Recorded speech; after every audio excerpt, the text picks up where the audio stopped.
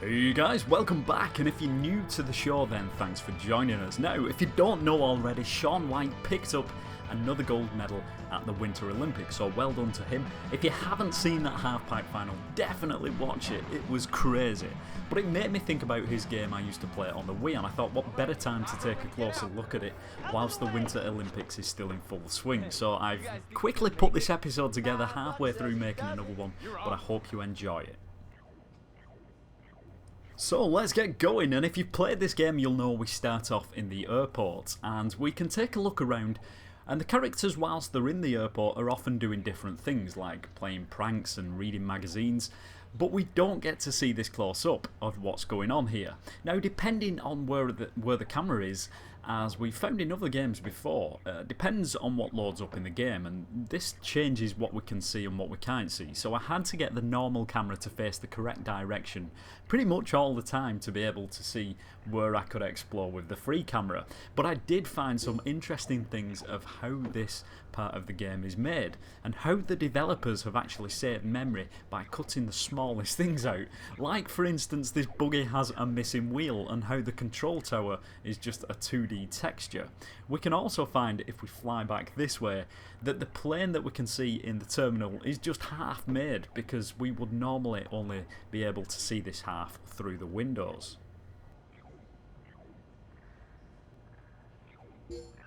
Something else that I found that was kind of cool is if we have the camera pointing in this direction, and if you've got fair enough into this game you may recognise this, but after the airport the characters are in a log cabin, and this log cabin is located in the same area as the airport, albeit quite a distance away.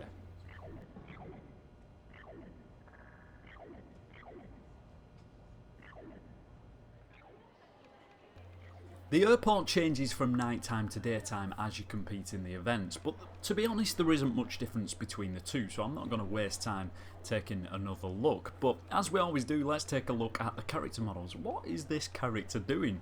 It looks as if she's playing on a customised NES pad but with no screen. I don't know, it must be fun. Anyway, as normal, let's take a look, and here we have some eyes and teeth like we see pretty much in all of the games we've taken a look at, but this time we can actually see the teeth moving as the character talks, which we don't always get to see in these videos.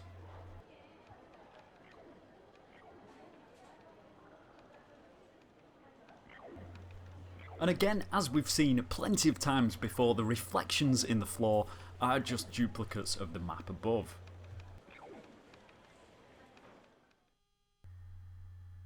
Now let's get on with taking a look at some of the world stages, and I remember thinking at the time this game looked pretty damn good. It had quite a lot to see in the background as we were speeding down the slopes. Let's start off with good old Great Britain and the halfpipe that's in London. And as we jump out of the halfpipe down below, there are different things that we can see, like the London buses and the tents with people standing around, and of course in the background we have this Tower of Big Ben and Westminster. Then on the other side of the halfpipe we have the river and the London Eye all lit up over there way off in the background.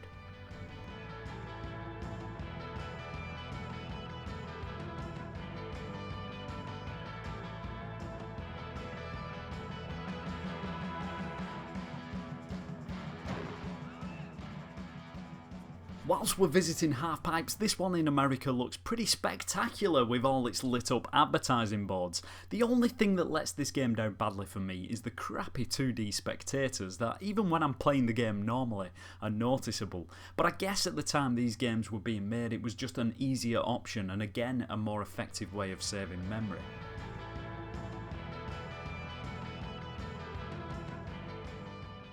When we hit the mountain slopes, and indeed in any other racing game where we're not on a looping track, I'm always curious to find out what's behind the start line. In this game, on some of the mountains, we can actually find a start gate that we barely see under normal circumstances, and the map behind us extends quite a long way back, although unfortunately there were no real hidden gems to find.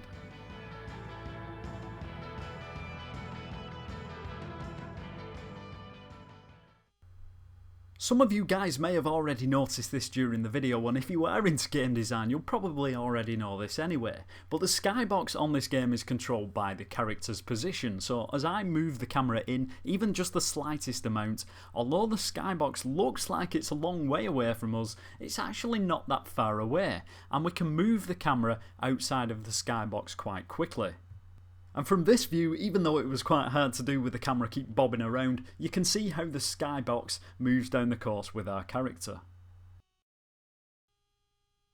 This is probably also a good time to show that depending on where our character is on the course depends on what loads up, although if we move the camera down the course on its own, we can follow the crash barriers all the way down to the bottom, as they seem to load depending on the camera position rather than the character position.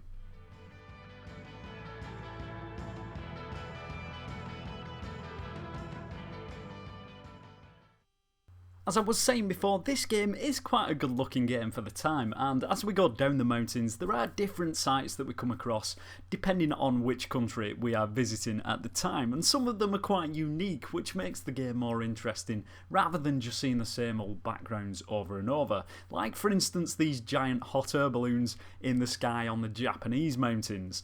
There are also sights to see at the side of the mountains, like other courses running down the side of the one we're on, but unfortunately we can't ride on these, they are just there as backgrounds.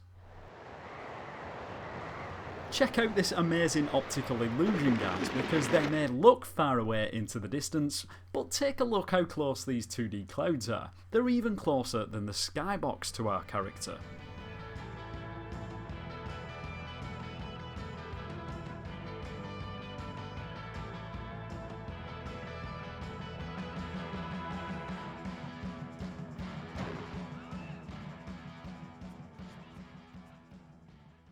There are some quirky little things going on outside the courses too, which you probably would miss, like Juan here with his donkey. I'm only joking, he's not really called Juan, but here's his brother Pablo with his goats down in the town. Then when we visit the French courses, we have this statue just outside the course, which I'm not exactly sure which statue this is supposed to be. Maybe one of our French viewers can help us out. And then we come to the bottom of the courses, which is where we find more scenery. And check it out, we even have some hang gliders here. And look, it's Juan again. What's he doing with his eyes closed? That's a bit dangerous. I wonder who the other one is. Let's take a look. Could it be? Could it be his brother Pablo? It is, and he's got his eyes closed as well. They must do hang gliding in the spare time. Then in Canada, we can take a look at the camper van from the opening cutscenes, hidden behind the stands. I wonder if Shaun's in here. Nope, turns out he's not. And then in Italy, we find something a little bit strange going on with this town. If I fly the camera over, you can just see it poking out the ground there. There is a little chimney coming out through the ground, and I was kind of like thinking, what is this chimney doing here? Until I flew the camera through the bottom of the map, and check it out, we've got a full house hidden under the ground. But that's not the only strange thing we find during this game, there's plenty more. At the bottom of the first Japanese course we find who I think is the character Alex stuck on the barrier, and you can see this for a couple of seconds if you look closely right at the end of the run. Then if we fly the camera underneath the map, at the back of the course we can find these characters stood in all sorts of different positions, hiding under the map.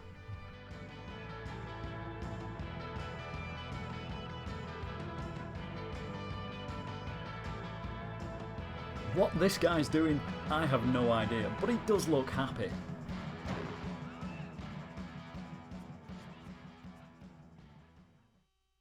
Back in the Italian town, I found this signpost. Now, the top two parts relate to the town and the ski resort name. The bottom part, which I assume would mean hospital, actually says squirrel. Why, I'm not too sure.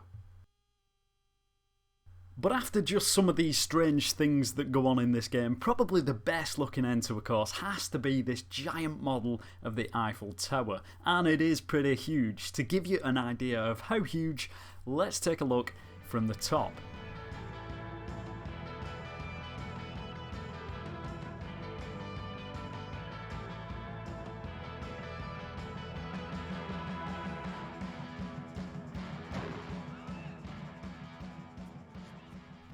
Coming towards the end, I guess the last thing I wanted to show you is how the end of a race or event works. Now, on each course we can find the location of the podium, and sometimes they are in quite bizarre places, a long way from the map, but on this one it's fairly close. And if we fly the camera underneath the map, we can find blacked out models of the characters. Now, they're blacked out at the moment not because they're under the earth in darkness, but because when the scene begins at the end of a race, the textures are put on them depending on which character you're playing as. So here they are as you would normally see them, and the one closest to the camera is the one we found on its own. But that is it for this one, guys. I really hope you've enjoyed it. Until next time, as always, take care. Man, those are my friends up there. Hey, what's up? It's Shaun. I just saw the whole thing on TV. It was awesome. Alright, see you guys soon.